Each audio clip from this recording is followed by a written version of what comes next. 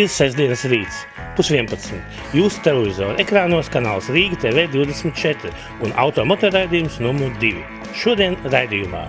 Šajos Līgo svētkos turpinām pozitīvo akciju Dusmīgs, tomēr dzīvs. 27. jūnijā Biķerniekos lielais spidvejs. Latvijas transporta līdzekļu apdrošinātāju birojas informē. Iespējamās maksimālās izmaksas Otsta apdrošināšanas gadījumos. Firma Aldī svētku salūti.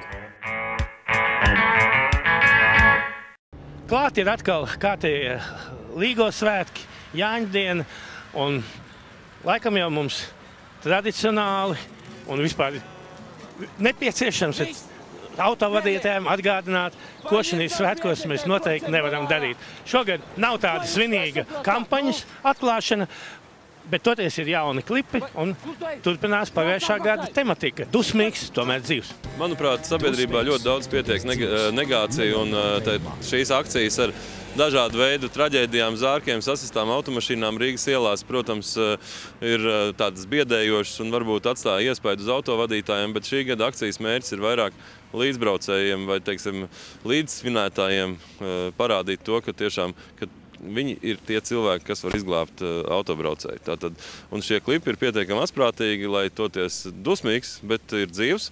Tātad, lai atturētu līdzbraucēju, lai līdzbraucēju atturētu autovadītājs sēsties pie stūras alkohola reibumā. Un tas, manuprāt, ir tāds pozitīvs signāls un tas ir tāds motivējošs visiem tiem, kas ir skaidrāk, kas varbūt vairāk saprot to, kādas varbūt sekas, un mazāk biedēt sabiedrību, mazāk radīt šīs negācijas, bet vairāk tā caur pozitīvo pateikt, labāk piesiet pie krēsla, nekā atrasties slimnīcā vai nedod Dievs vēl kaut kur sliktāk.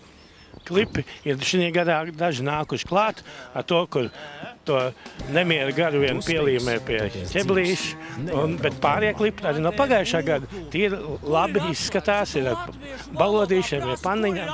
Tāpēc es saku, tas ir ļoti pozitīvi un es aicinu ikvienam svinētājam, kurš redz, ka kāds grib sēsties pie stūras, varbūt ne tādā stāvoklī, kā tas ir pieļaujams, izmēģināt šās iespējas, pielīmēt pie ķeblīša vai ar panniņām vai kā savādāk, bet galvenais atturēt līdzbraucējus un līdzsvinētājus no sēšanās pie stūras alkohola reibumā.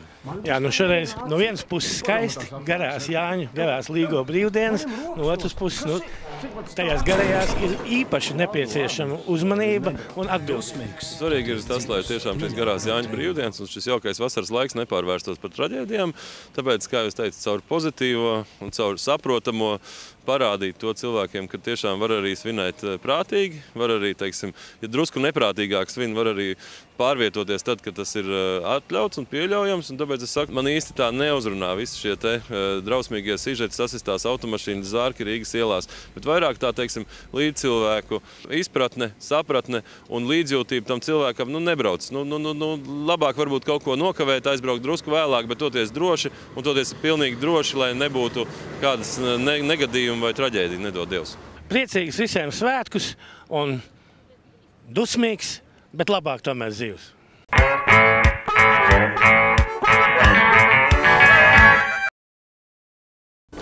Maigoni ilgais vai beigāt no parāda? Man vienmēr dzīvē veicies, vienmēr. Un arī šobrīd bija tāda sajūta, ka es tikšu cauri sveikā. Es tā kā agrāk arī esmu braucis bez Otstas, bet iekritu. Un ar savu neapdrošināto mašīnu ieskrēju taisni džipā. Tagad jāmaksā, es nezinu, kur lai ņem tik daudz naudas. Bet es samaksāšu parādu. Brauciens bez Otsta nozīmē, ka zaudējumi par izraisītu ceļu satiksmes negadījumu tiek sekti no paša kabatas. Viss! Pietiek! Paņirdzām pietiek, tai trociet man ārā! Ko jūs nesaprotāt, Kur tu ej? Nāc atpakaļ! Dusmīgs, toties dzīvs, neļauj braukt reibumā.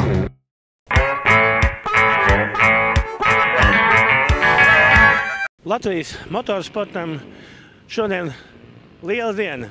Šodien tas ir 10. jūnijā 2015. gadā. Ir dibināta, atjaunota Speedway sporta skola. Gadu atpakaļ atjaunotajā lieliskajā Speedway stadionā Biķernieku kompleksa sporta bāzē. Speedway stadions jau netiek būvēts, netiek rekonstruēts tikai tāpēc vien, lai šeit notika kaut kādas vienas sacensības un pēc tam stadions stāvētu novārtā. Stadions sporta būve tiek gatavota tāpēc, lai viņi dzīvotu, lai šeit būtu daudz jauniešu, kas trenējās, kas liederīgi pavada brīvo laiku, kuri ar laiku izaug par meistariem, kur vēlāk var startēt dažādās starptautiskā mēroga sacensībās, priecēt skatītājus, pulcēt skatītāju tūkstošus. Dēļ tā stadions tiek būvēts. Un sākums tam visam ir sporta skola, un tāpēc patiešām ir liels prieks, kad šī skola ir izveidota un sāk darboties Biķernieku sporta kompleksā. Treneri mums ir, jaunie censoņi ir. Sporta skolu veidojam sadarbībā ar biedrību Speedway Grand Prix Latviju, kopā ar Latvijas Motosporta federāciju.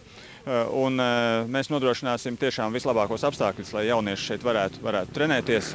Sporta skola ir atvērta. Šobrīd arī notiek aktīvs process, aicinot jauniešus uz šo skolu, aicinot uz nodarbībām, iepazīt šo sporta veidu, saprast, vai tas ir priekš viņa vai varbūt priekš drauga. Ja, neatlaidīgi iescer noteikti paliks un izaugs par meistariem. Praktiski tas, par ko sapņojām ilgus gadus, par ko pagājušajā gadā tika solīts, ir noticies. Rīgā ir sava jauniešu Speedway komanda. Par komandu es to pagaidām nenosauktu, jo šodien tikai simboliski simboliski nē, pa īstam tika uzdāvināts īsts motocikls pilnīgā braukšanas kārtībā un ekipējuma veseli kaut kā 10 komplekti, man liekas, bet komanda tagad tikai var sākt tapt, jo nevar tapt komandai, ja nav ar ko braukt, ja nav uz kā mācīties trenēties, vai ne? Un tagad, kad beidzot ir ar ko, tad arī trenerim Antonijam Kušalam būs vieglāk tos puikas piesaistīt. Jo iedomājieties, tad nāc uz Speedway sekciju, tev nevar motociklu parādīt. Nu kā, es eju mājās, lai spēlēt florbolu, volejbolu, vienalga, ko visu cieņu pret šiem sporta veidiem, man nekas pret viņiem nav, bet tomēr, jā, bet tagad ir reāli varēs sākties darbs, un tas ir pirmais solīts. Bāze ir? Bāze ir, treneris ir. Antonijs Kušals, kādreiz pazīstams Rīgas ceļinieka braucējs, viens no arī pamatsastāvu braucējiem, un te ir Daugavpils jaunieši, kuri vēl nebrauc lielajā komandā, atskaitot Dāvi Kurmi. Pārējie vēl ir pa mazu, viņiem vēl nav 16 gadi, viņi vēl nedrīkst nemaz braukt. Viņi tad brauc patrenēties, nodemonstrēt Rīgas puikām, ka lūk, arī šādā vecumā ar lielo moci var sākt braukt, trenēties, un lai Rīgas ceļiem būtu tāds lielāks stimuls. Un tagad arī Antonam būs vieglāk tos puikas piesaistīt. Viņi redzējuši, kas tas ir, viņi redz tagad, ka viņi tieši tādu pašu motociklu dabūs, varēs sākt pamazām to visu apgūt, jo vienā dienā nekas jau nenotiek, vajag izsijāt. Kā pieredze rāda, ap 100 čaļiem, varbūt nedaudz mazāk, un tad tur daži parādīsies. Speedwayam ir sava specifika, te jāprot braukt sānslīdē, līdzsvaru izjūtē īpaši labai jābūt un tā tālāk. Kā paši Speedways joko, tev jābūt tā kā mērkaķim uz tā motocikla, jā? Jādzīvo, jāprot, tad tu vari kaut ko izdarīt, bet pretējā gadījumā tu kā koks nosēdies, un tad tu tā arī brauks. Līdz viduvējiem līmenim tu aizbrauksi, bet ne tālāk. Un zinot, cik ap Rīgu ir attīstīts un vispār Latvijā motocross, un daži puikas, kuri varbūt grib pamēģināt, kuriem ir kaut kādas iemaņas jau, kuri zina, kas ir motocikls. Lūdzu, uz priekšu, varbūt kādam patiešām uzreiz uzķer dotības talants, kaut gan tas pats Andžejs Liebeģevs, piemēram, tā kā viņš atnāca pieteikties Daugavpilī skolā, viņš savu mūžu vispār nebija sēdējis pat uz mopēda. Arī tādi gadījumi notiek. Viņš apsēdās un aizbrauc, un viss viņam uzreiz sanāca. Es ceru, ka mēs pēc gadiem 5-6 rīkosim Latvijas atklāto čempionātu un uzaicināsim 2-3 ārzemniekus. Mums nevajadzēs, mums pietiks tabulai savējo braucēju. Tieši tāpēc arī šī skola tiek veidota, un tiek veidota tā Rīgas Speedway atzimšana tiek veidota tieši tā, kā arī patiesībā vajag no pamatiem, veidojot skolu. Jā, 2-3 gadus viņi trenēsies, un tad tikai tā komanda varēs kaut kur varbūt, es nezinu, Somijas līgā varbūt braukt, varbūt Polijas junioru līgā varēs sākt braukt, varbūt Zviedrijas Alsvenska līgā, kas otrā pēc ranga. Nav svarīgi, kur braukt atradīsim. Galvenais, tagad tas melnais darbs jādara, jo iepriekšējā Rīgas komanda tapa 3 gadus. 76. gadā šeit notika pirmais Speedways, un tikai 79. gadā debitēja PSRS čempionātā. Tas nav tāds īslaicīgs process. Tas ir liels darbs, un tur vajag, es nezinu, cik puikas izies cauri, kamēr apmēram tas izveidosies, tā komanda. Sākotnēji, protams, arī Daugavpils palīdzēs ar saviem jaunajiem čaļiem, kuri netiek sastāvā. lai viņi gūst braukšanas praksi, un tas viss kopā nāks par labu tikai Latvijas spidvejam, lai mums ir izlasē kaut kāda konkurence. Ja? Un lai, teiksim, ja tagad būtu tas laiks, kā bija toreiz, ka bija ceļinieki zieda laiki, tad būtu ļoti nopietna konkurence, teiksim, par to vietu četrniekā Latvijas izlasē. Jā, es pieņemu, ka tās 3 vietas Daugavpils paņemtu, bet par to 4. vietu nāktos stipri pacīnīties ar tā laika labākajiem Rīgas braucējiem, to pašu Vītolu, Birzaku, Zemžānu, Bori un Dobumu un tā tālāk. 27. jūnijā sestdien lielais spidvejs Biķerniekā. Jā, pagājuši gadu, diemžēl, tās Lietuvas mums te viss izbojāja. Tagad ir arī pamainīts mototreks, atvests jauns uzbērams. Viņam vēl, protams, jāsajaucās ar to veco. Te vēl krietni jāpastrādā vēl pie tā seguma. Bet laika vēl pietiekam daudz, lai to izdarītu. Un 27. es ceru, ka beidzot Rīgā klātienē redzēs to spidveja skaistumu, kas tas ir klātienē. Jo tas būs Grand Prix pretendentu pusfināls. Nākamā gada pretendentu pusfināls. Tur no 16 dalībniekiem pirmkārt visi 3 mūsējie līderi brauks. Maksims Bogdanovs, Andžejs Ļebeģevs un Ķās Podžuks. Tikai 7 iet tālāk. No tiem 16 uz tām 7 vietām reāli 13 noteikti var pretendēt. Ja? Un tur būs arī Antonio Lindbeks, kas viens no Zviedrijas izlases līderiem. Tur būs Peters Jungs, arī viens no Zviedrijas izlases dalībniekiem. Tur būs, katrā ziņā ļoti spēcīgs sastāvs, kas mazlietiņ tikai varbūt atpaliek no tā Grand Prix līmeņa.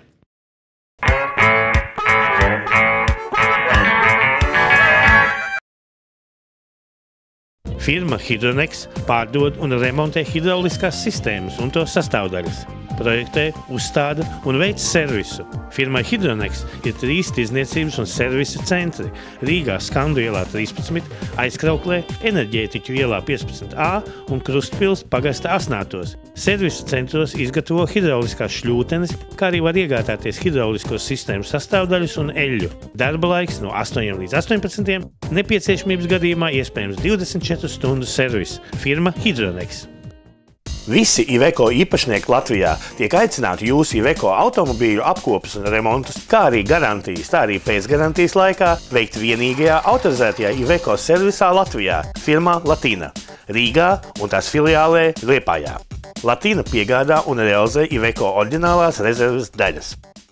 Autodarbnīca ar vairāk kā 20 gadu pieredzi, Rolis servis, Čiekurkalna 2. līnijā 41, atgūs neatkarību un atgādina, mēs iedziļināsimies jūsu auto problēmās un piedāvāsim saprātīgāko risinājumu.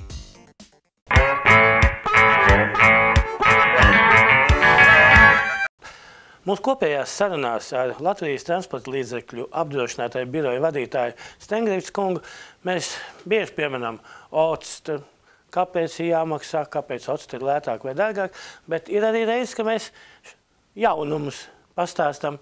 Atceros, tas gan nebija tik nesen, kādu lielāku brīdi atpakaļ tika būtiski palielinātas izmaksas cietušajiem, ja bija traumēti, kā saka, vai aizskārta veselība. Tāpatās nav pārāk sen, kā tika ievesta morālā atlīdzība octas gadījumos. Man ir jautājums, kādā mērā šādi te jaunumi atstāja iespēju uz apdrošinātāju un attiecīgi arī uz klientu? Vai kuram tas ir izdevīgāk un kuram, kā saka, mazāk izdevīgi?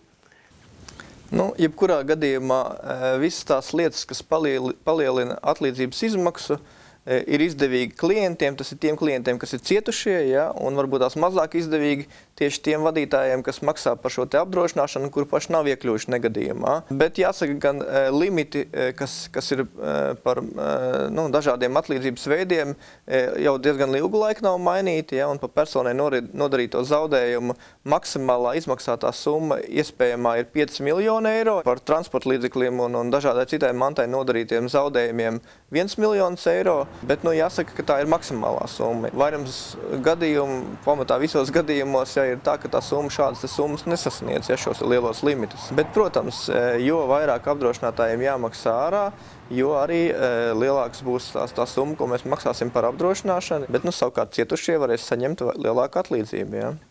Runājot par morāliem zaudējumiem, beidzamā laikā, tas ir pagājušā gadā, tika mainīts tās summas, ko maksās ārā par morāliem zaudējumiem, jo pirms tam viņas bija tiešām nelielas, jo šīs summas tika pielemtas 2005. Gadā, ja, un, protams, ļoti ievērojami mainījusies ekonomiskā situācija. Nu, un tagad, protams, atbilstoši jaunākai ekonomiskajai situācijai, šīs summas ir ļoti ievērojami palielinātas, ja, līdz ar to cilvēki varbūt tās būs patīkami pārsteigti par tām morālām kompensācijām, ko apdrošinātāji maksās ārā. Kādi aptuveni apjomi ir? Nu, pieņemsim, kādu konkrētu gadījumu varbūt varam minēt?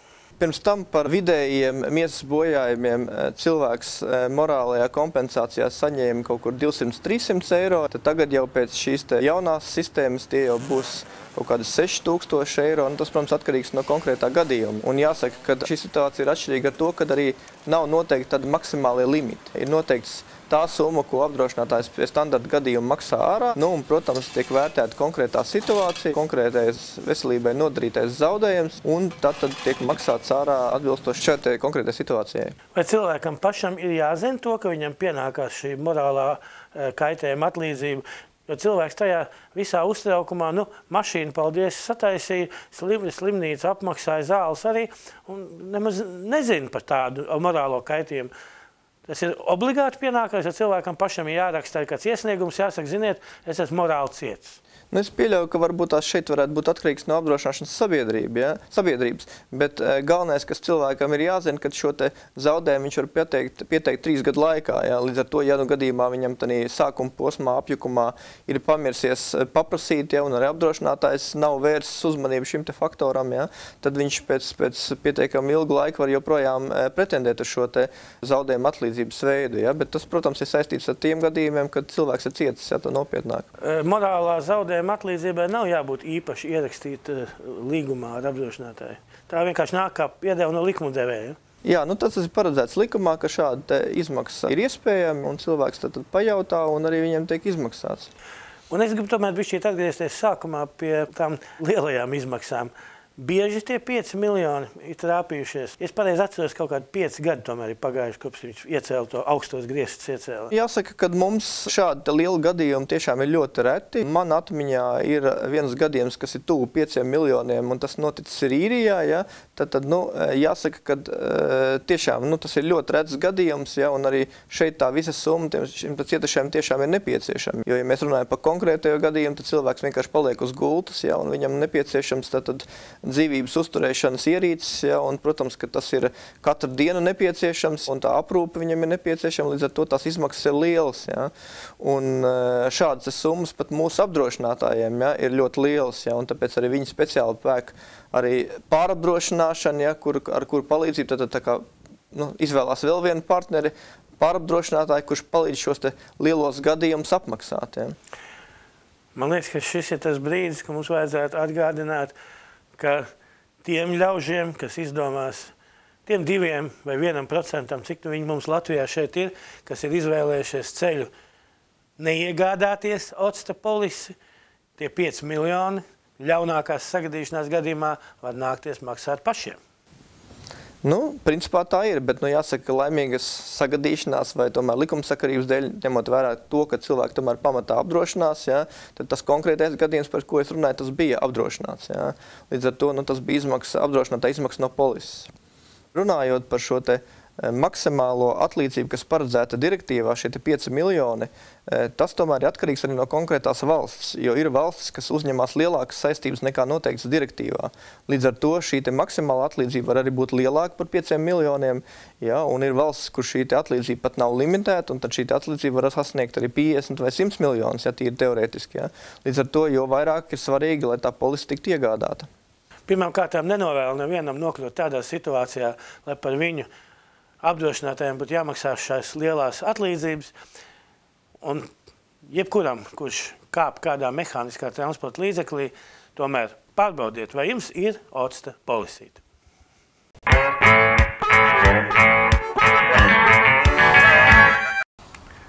Latvieši ir tāda jauka tauta, kurai vismaz 2 reizes gadā vajag kārtīgi izjārēties uz Ziemassvētkiem un uz Līgo, uz Jāņiem. Tātad bez visām pārējām atrakcijām un pasākumiem obligāts priekšnosacījums ir salūti.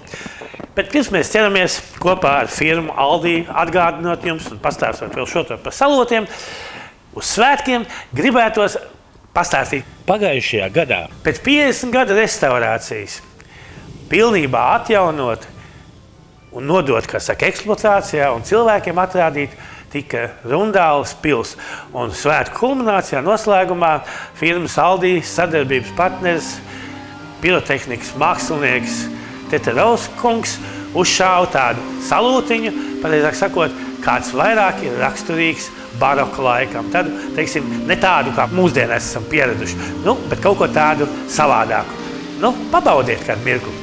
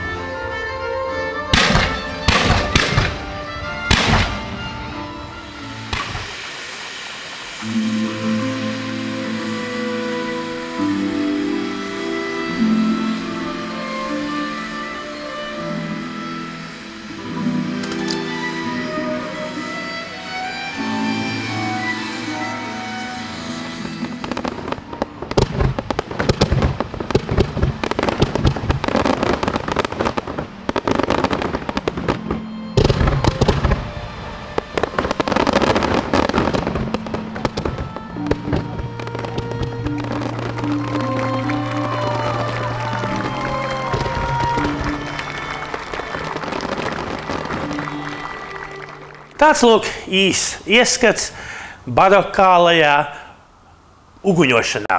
Un tagad pāris vārdus par līgo, par Jāņu uguņošanu. Saki, draugs, vai kā tad īsti ir? Ar ko atšķirās Ziemassvētku uguņošana no līgo uguņošanas? Atšķirība ir tāda, ka Ziemassvētkos un jaunajā gadā ir tumšs, bet līgo tomēr ir ļoti gaišs. Līdz ar to ir mazliet savādāks, kaut kas ir jāizvēlās tomēr savādāk no pirotehnikas. Nevis tāds krāsaināks, bet tomēr tāds sprakšošāks. To var tā kā redzēt, un arī skaņa tāda spēcīga. Ar visādiem švilpieniņiem. Ar švilpieniņiem, vai arī ir tādas tā kā dienas efekta salūtiņš, kurš pa dienu šaujams ar dūmiem ir, vai tiešām tāds sprakšošais, ko tiešām var tā kā redzēt. Tie dienas salūtiņi, tie, man liekas, vairāk ir tiem, kas parasti zina, ka viņi to rītu nesagaida. Viņi uzšauja pilnīgi pa dienu gaismas laikā uzšauja, un viņi vismaz arī redzējuši salūtu, un bērni redzējuši. Un īstenībā man jau gan liekas, ja tur kaut kur pēc 1 ap 2 šaunu, un tomēr ir daži mākonīši, tad vajadzētu tie smuki izstīties arī tiem pašiem klasiskajiem, kas saka, vēdekļu veidi un visādi citu konfigurāciju ziemas salūtiņiem. Jā, ap 1 tad jau ir tumšs, diezgan tāds patumšs, lai varētu redzēt. Īstenībā, ja arī ir mākoņi, tas jau arī uzreiz ir tas fons, kad tu skaties uz turien, tad ir tumšs. Parasti mēs sakam, kad atbrauciet uz veikaliem, uz tiem, kas sadarbojas ar firmu Aldi, un to jūs firmas Aldi mājaslapā varat uzzināt, kuri tie veikali sadarbojas, kur atbraukt, tā kā apstīties, kā saka, nofilmētas salūtas un paši jau sakombinēt to savu salūtu. Bet varbūt tagad internetā arī var apskatīties jūsu salūtu. Nav vēl salikti internetā? Nē, protams, 95% no tām visām ir jau nofilmēti, ir salikti. Arī internetā? Jā. Tātad var nemaz nebraukt uz veikalu, jau mājās sagatavoties? Jā, ar lapiņu atbraukt pie mums, iedot lapiņu vai pie mūsu sadarbības partneriem, un viņi saliks. Bet vai atceries, kas pie salūtiem ir pats galvenais? Pats galvenais droši vien, kad ir alkohola reibumā to nedarīt. Nelaist to salūtu alkohola reibumā. Bet pēc tam jau, protams, nākošais atkal ir tas attālums, kuram ir jānoliek tā baterija vismaz 25 metri, 30 metri būtu tas drošais attālums, ko to bateriju vajadzētu nolikt. Un pārliecināties, vai stabili. Jā, vai augšā nekas nav koki kaut kādu, kur viņš varētu šaut stabils, vai ir, un kad dedzina nekārties pāri, bet tomēr no maliņas piedzināt to salūtu. Un uzmanīties, lai siena kauda sanāv ļoti tuvu. Arī. Kad strādāsiet? Par godu Jāņiem un Līgām strādāsim 21. 22. no 11. līdz 7. vakarā un 23. no 11. līdz 2 dienām. Priecīgus svētkus!